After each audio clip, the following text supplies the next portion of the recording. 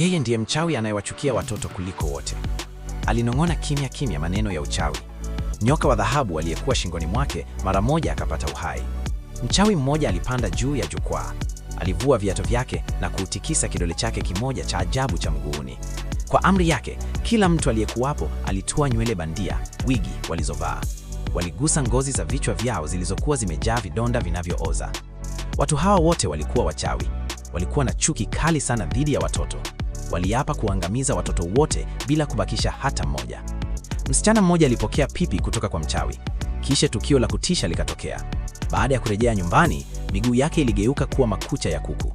Mlango ulipofunguliwa tena, alikuwa amebadilika kwa jogoo mnene. Wazazi wa msichana waliona hilo na mara moja wakamfungia kwenye banda la kuku. Mtu yeyote anayekula pipi aliyotolewa na mchawi atapigwa laana kama hiyo. Baada ya kusikiliza hadithi ya bibi yake, Tom hakuamini sana. Bibi yake alimwambia kuwa msichana huyo alikuwa rafiki yake wa karibu wa utotoni.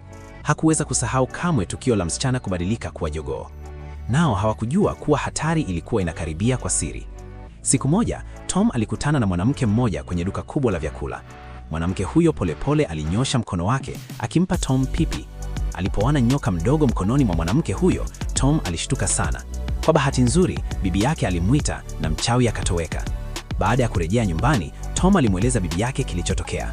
Uso wa bibi yake uligeuka kuwa mweupe kwa hofu. Ilionekana kuwa mchawi alikuwa amemlenga mjukuu wake. Kwa hiyo mara moja akapakia mizigo yao, akipanga kukimbilia kwa binamu yake, aliyekuwa mpishi mkuu katika hoteli ya kifahari. Kwa sababu wachawi hawawalengi watoto matajiri, wachagua watoto maskini na waliopuuzwa. Lakini hakutarajia kuwa kundi la wachawi lilikuwa likifanya mkutano katika hoteli hiyo hiyo. Siku hiyo, Tom kwa bahati mbaya aliingia kwenye chumba cha mkutano. Ghafla, mlango ulifunguliwa. Tom akajificha chini ya jukwaa. Kisha akashuhudia tukio la kutisha. Wachawi walivua wigi zao, wakifunua vichwa vipara vilivyojaa vidonda vinavyooza. Mchawi mkuu alitabasamu kwa upana na akatangaza kwa waliokuwa chini yake kuwa wangewaangamiza watoto wote. Mchawi mmoja alimkatiza mchawi mkuu wakati wa hotuba yake. Sekunde iliyofuata, kwa ishara ndogo tu ya mkono, mchawi mkuu alimgeuza kuwa majivu. Kwa sababu tu alikula pipi kutoka kwa mchawi, yule mvulana mnene alianza kutetemeka mwili mzima. Muda mfupi baadaye, alianza kuelea hewani. Baada ya kutua chini, alikuwa amegeuka kuwa panya mdogo. Lakini huo haukuwa mwisho wa mambo. Wachawi walijawa na furaha tele. Waliinua miguu yao wakiwa na hamu ya kumkanyaga hadi afe. Wakati huo, panya mdogo mweupe alitoka mbio kwenye bomba la kupitishia hewa. Alimkamata panya yule mnene kwenye mkia na kumvuta nyuma. Baada ya kukwepa vikwazo vingi, hatimaye alimvuta hadi ndani ya bomba la hewa. Lakini Tom, aliyekuwa amejificha ndani, aligunduliwa na wachawi. Kwa sababu hiyo, mchawi mkuu alimvuta nje. Kundi la wachawi lilimshikilia chini kwa nguvu. Walitaka kuwageuza watoto wote kuwa wanyama. Mchawi huyo alidondosha chupa ya dawa ya kishirikina kwenye sikio la Tom. Moshi wa zambarau ulifuka kutoka kichwani mwa mvulana huyo. Sekunde iliyofuata, yeye naye aligeuka kuwa panya.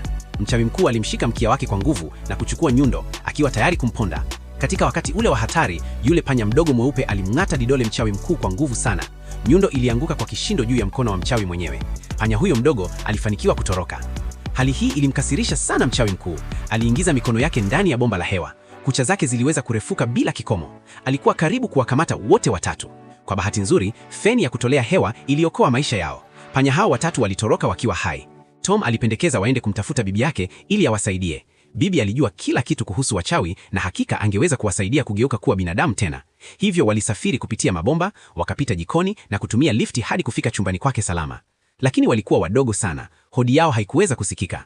Baada ya juhudi nyingi, walionekana na mfanyakazi wa usafi. Mfanyakazi huyo aliinua ufagio na kuupiga kwa nguvu kuelekea kwao. Kwa bahati nzuri, bibi alifungua mlango kwa wakati mwafaka na panya hao watatu wakaponyoka kwenye janga hilo. Kisha, Tom alimweleza bibi yake jinsi alivyogeuka kuwa panya. Bibi aliamua kuwasaidia kurejea katika maumbo yao ya kibinadamu, lakini walihitaji ile dawa ya kishirikina ya mchawi. Mchawi mkuu alikuwa anaishi ghorofa ya chini yao kabisa. Tom alijitolea kwenda chini na kuchukua dawa hiyo. Hata hivyo, baada ya bibi kutumia dawa hiyo ya mchawi kuandaa dawa ya kuponya, waligundua kuwa haikufanya kazi kabisa. Baada ya yote, uchawi lazima ufanywe na mchawi. Kwa kuwa walishindwa kugeuka kuwa binadamu, waliamua kutouruhusu mpango wa mchawi ufanikiwe. Walilazimika kuwaokoa watoto wote. Hivyo Tom aliingia jikoni kwa siri na kumwaga dawa yote ya kishirikina kwenye supu ya wachawi ya njegere. Mara tu watakapoinywa, wataonja machungu ya uchawi wao wenyewe. Mchawi alionja kijiko kimoja tu cha supu na muda mfupi baadaye akageuka kuwa panya, kisha wa pili na watatu. Baada ya muda mfupi, wachawi wote walikuwa wamegeuka kuwa panya. Chumba cha kulia chakula kilionekana kama sehemu ya michezo ya fataki. Ni mchawi mkuu pekee, Grand High Witch, ambaye hakuwa amekunywa sopo hiyo.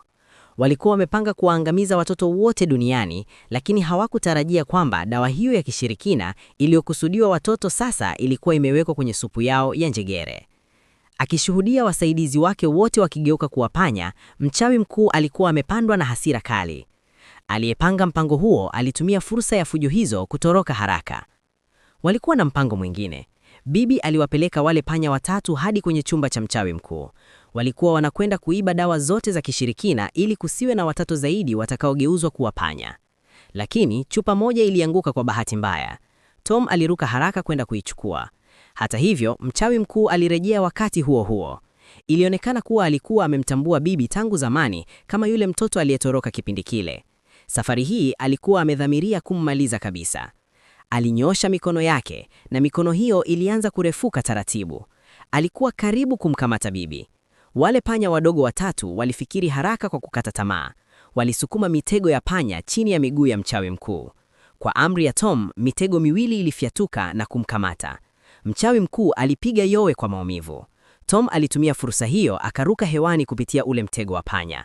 Kisha akatupa chupa nzima ya dawa mdomoni mwa mchawi mkuu.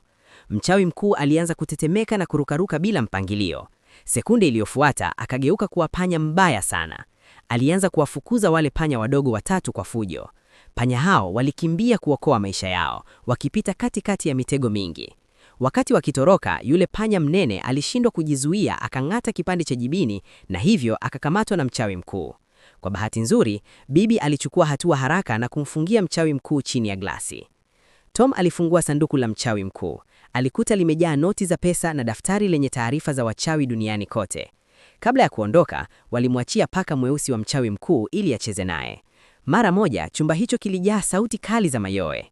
Ingawa watoto hao hawakuweza kurejea kuwa binadamu, waliishi maisha ya furaha pamoja na bibi yao, na kazi yao iliyofuata ilikuwa ni kuwaangamiza wachawi.